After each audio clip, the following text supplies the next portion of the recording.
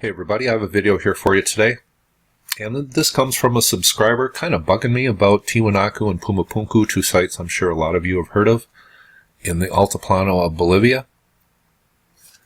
And I realized that a video I made about 3 or 4 years ago, I had deleted it because of some copyright issues, and there is a couple other videos where I have made, but I have not talked about this really in a video titled Tiwanaku and Puma Punku, but I do have a video with a different title to this site, and I'll show you that in just a second. I think it's a pretty important thing to think about.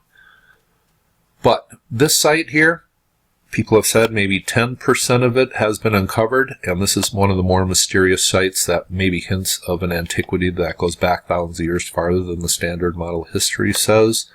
And I'm going to have Graham Hancock talk about this towards the end of this video, and I'm also going to just show you some pictures and some video set to music that were done by people who made their video shareable, and I really appreciate that.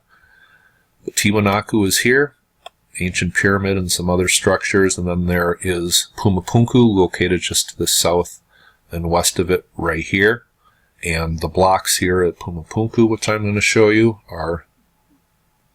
they really defy explanation. And I have tried to wrap my head around who possibly built Puma Punku and thought of it from every different level, and I have no answers. But one of the first things that I should state here is Tiwanaku is here, and Lake Titicaca is over here, and I believe it's about 10.5 miles away from the shore, and they say this was originally on the shore of this lake. Lake Titicaca, one of the most famous lakes in the world. Sitting at a very high altitude, a pretty strange lake actually. But how long would it take for the water to recede about 10.5 miles or 17 kilometers, I believe it was when I measured it. But that is a question that just needs to be asked.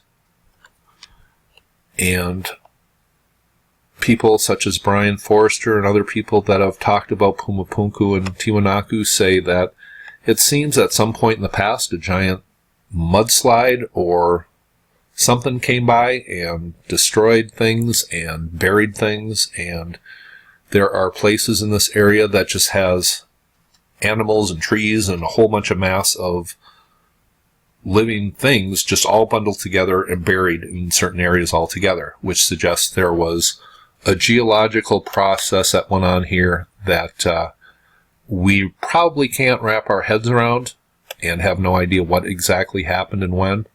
But I look towards the end of the Ice Age and that cataclysmic time for a possible answer.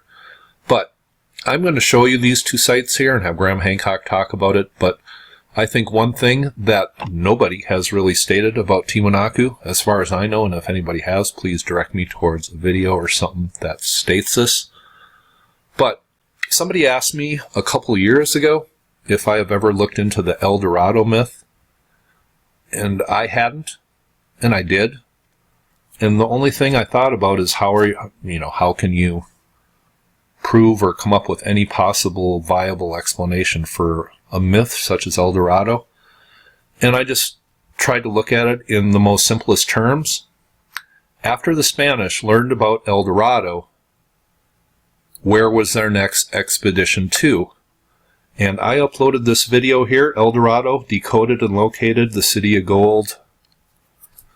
Well, after finding out about the Eldorado legend, just months later, on their next expedition, the Spanish, for some reason, ended up in the Altiplano of Bolivia at Tiwanaku. I think that is the greatest clue where it was, and this city, Tiwanaku, was plated in gold, according to legend, at one time. So this is a video. I made it a couple years ago. I have no idea what I said, but I'm going to leave the link to this below, and I think that's very important. But I'm just going to show some clips so you can get a good look at what this site looks like down on ground level, some pictures of the incredible stonework at Puma Punku. And if anybody has any comments, please leave it. Now, I think a couple things that I should state before I play the clips here is the standard model history will tell you the Aymara people were the ones, or their ancestors were the ones who built this maybe 1,500 years ago. But the Aymara people were very clear when the Spanish arrived here. They told them that this place was already in remote antiquity when their people started living in this area. And I think I should state also that it is my belief that Tiwanaku is very ancient, but the newer of the two sites, and Puma Punku is the very ancient site, and Tiwanaku was probably built just because they wanted to build this site near Puma Punku. But I'm going to play these two clips now, and I just think this is a very important site because the questions far outweigh the answers that people have given us for this site. So here is a look set to music at Tiwanaku and Puma Punku, and Graham Hancock from a very early upload, and I did, and I will leave links for that video and a few other things below. Hope you enjoy it, and you all have a very nice day.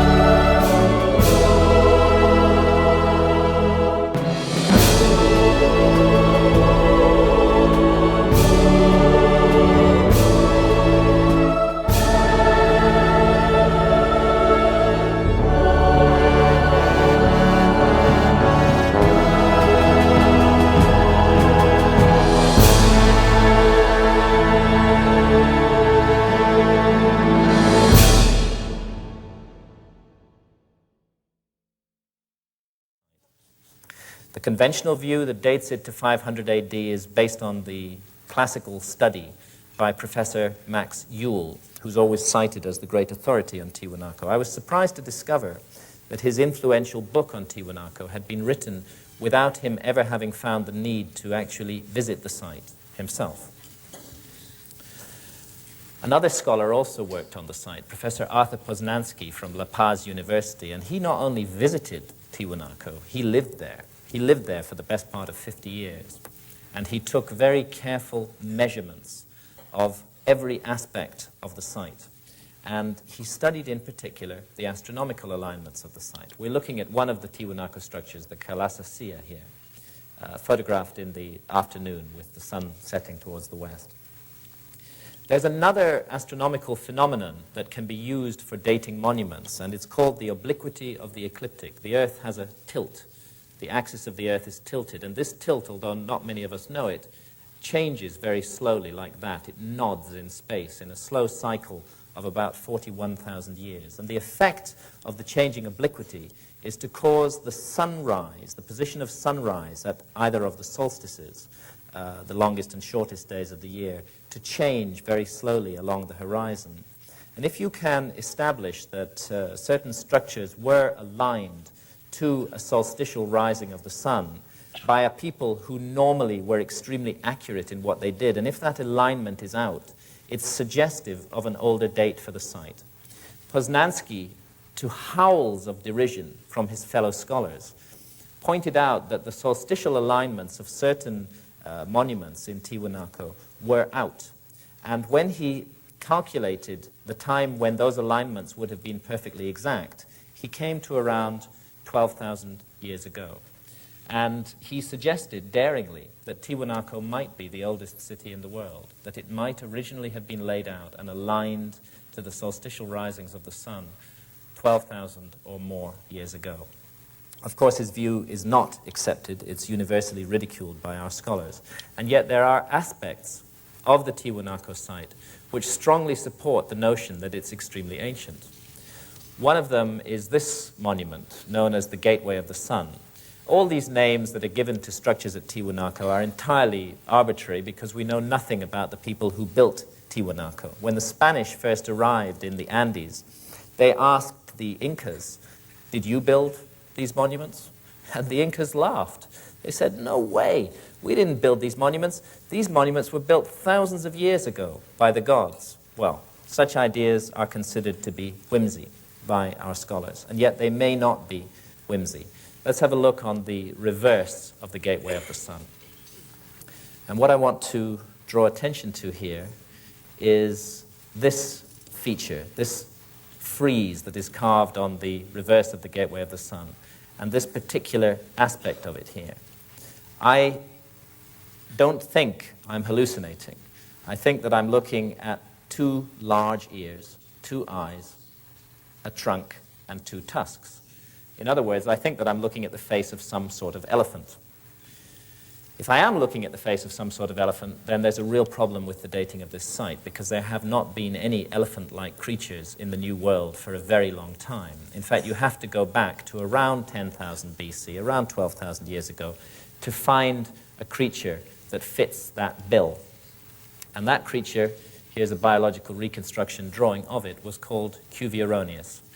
It was one of those great Ice Age mammals that became extinct suddenly and dramatically at the end of the last Ice Age. Could we be looking at a drawing, a carving of Cuvironeus done from life long before history began? And here, another ancient piece of stone from Tiwanaku. Very faded, very worn down, but let's trace out this figure that appears on it. There's the two hind legs, the two front legs, the open mouth, the uplifted snout, the ears, the curved back, and the tail of an apparently unidentifiable species of mammal. It doesn't look anything like any animal that runs around in the Andes today. But it does look very like an extinct mammal, and that mammal was called Toxodon. There's a biological reconstruction drawing of Toxodon. And Toxodon, like Cuvironeus, became extinct at around 12,000 years ago, and prior to that had been found plentifully in the area of Tiwanaku. With these kind of carvings and the astronomical dating done by Poznański, I think there's a prima facie case for a complete re-examination of what Tiwanaku might really be and how old it might be and what it might mean.